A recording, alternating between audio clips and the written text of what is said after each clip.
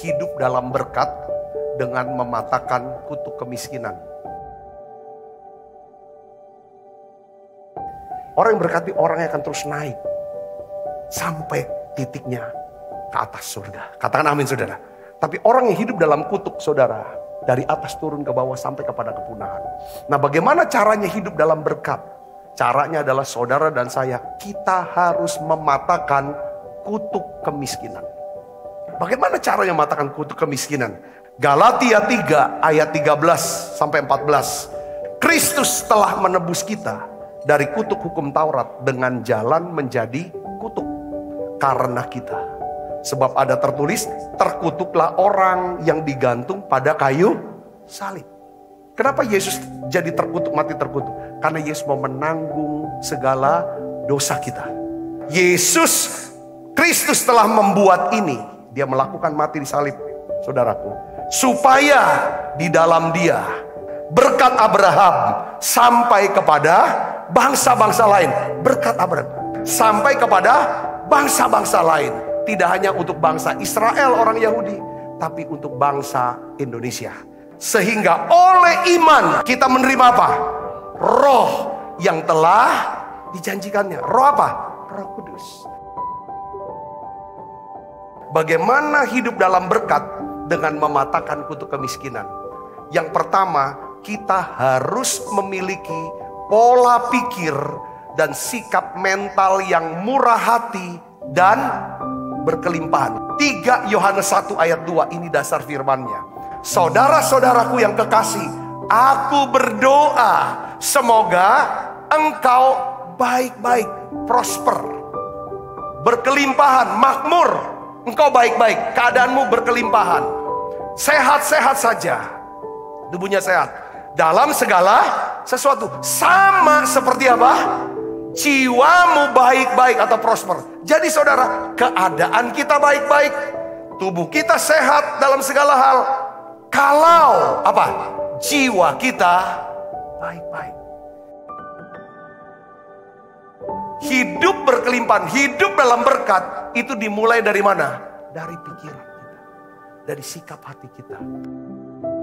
Orang yang hidup dalam kutuk kemiskinan, dia tidak melihat dirinya sebagai hamba Tuhan, hamba kepada Tuhan.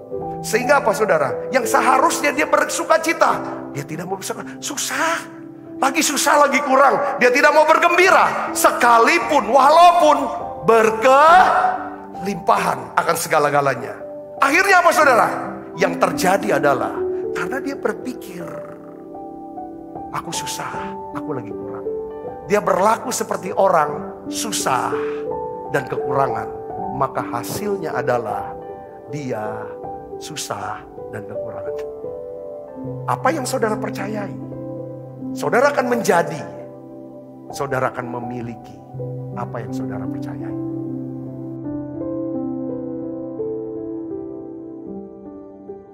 Ada satu istilah dalam psikologi ya, namanya the negativity bias.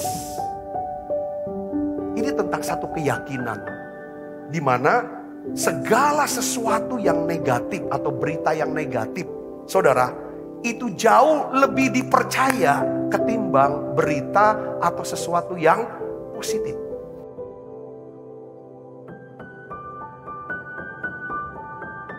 Jangan ucapkan sesuatu yang saudara tidak harapkan itu terjadi.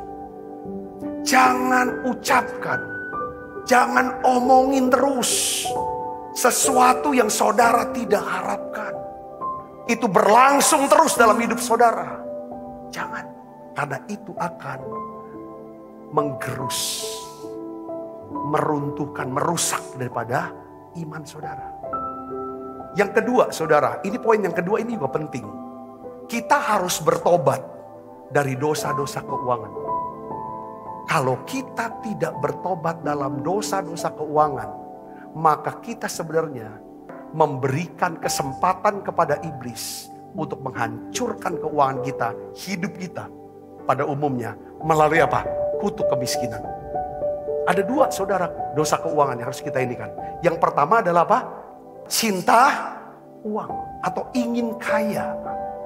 Yang kedua adalah dosa mencuri. Jangan ingin cepat kaya. Alkitab katakan 1 Timotius 6 ayat 9-10. Tetapi mereka yang ingin kaya terjatuh ke dalam pencobaan, ke dalam jerat, ke dalam berbagai-bagai nafsu yang hampa, yang mencelakakan, yang menenggelamkan manusia ke dalam apa? Keruntuhan dan kebinasaan. Ayat 10, baca keras. Karena akar segala kejahatan ialah apa? Cinta uang. Sebab oleh memburu uanglah beberapa orang telah menyimpang dari iman dan menyiksa diri dengan berbagai-bagai duka. Iblis bisa menghajar hidup kita lewat apa? Cinta uang. Ini dosa. Yang ketiga adalah kita harus mengelola uang dengan baik menurut firman Tuhan.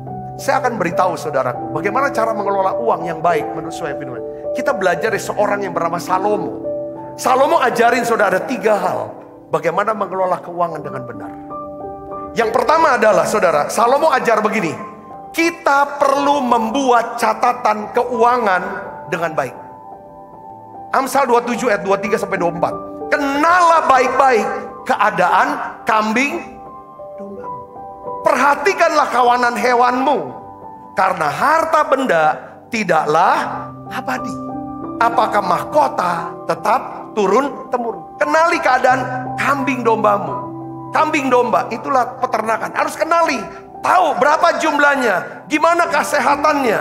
Siapa yang akan sedang hamil dan lain sebagainya. Intinya adalah kenapa? Kalau kamu gak kenali, kamu harus tahu harta itu bisa hilang. Yang kedua, saudara harus membuat apa? Budget. Rencana pengeluaran uang. Harus direncanakan uang itu keluar kemana. Sesuai dengan kebutuhan hidup saudara dan saya ditentukan oleh, harusnya berdasarkan kebutuhan, jangan keinginan dulu. Amsal 21 ayat 20, baca sama-sama ya. Harta yang indah dan minyak ada di kediaman orang bijak. The wise man saves. Orang bijak menyimpan untuk masa depan, tetapi orang bebal memboroskan, membelanjakan secepat ia mendapatkan.